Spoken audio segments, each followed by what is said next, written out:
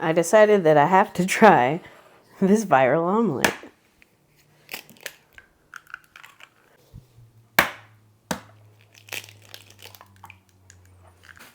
Can we take a moment to appreciate these farm fresh eggs? And then we're going to add a tablespoon of mayonnaise. That's so much mayonnaise. Supposedly this makes it fluffy.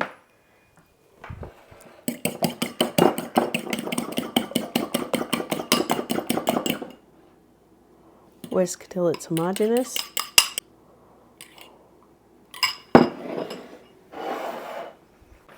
Oil a receptacle that is microwave safe. You know, my best friend hates microwaves, so I bet she's not going to make this. Maybe this is unnecessary, but I want it to be all coated. Omeleted.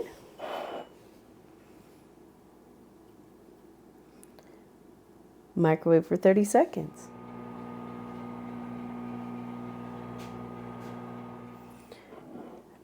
"30 seconds in, this is still pretty liquid, so we're gonna go for 30 more seconds. Just give a little baby stir. Y'all, that puffed up so pretty in the microwave. It's too bad we can't see inside of mine. We can turn this out on a plate. It jiggled. Still a little underdone here. I think we're going back to the microwave for a minute. Y'all know that minute was figurative. It was 10 more seconds. It's done. Let's give it pepper, because I think it needs it. I suppose if you're feeling fancy, you could add other things to this. And then let's give it a taste, shall we?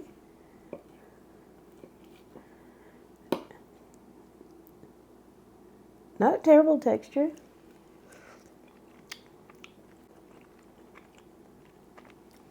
For microwave eggs, that is a decent texture.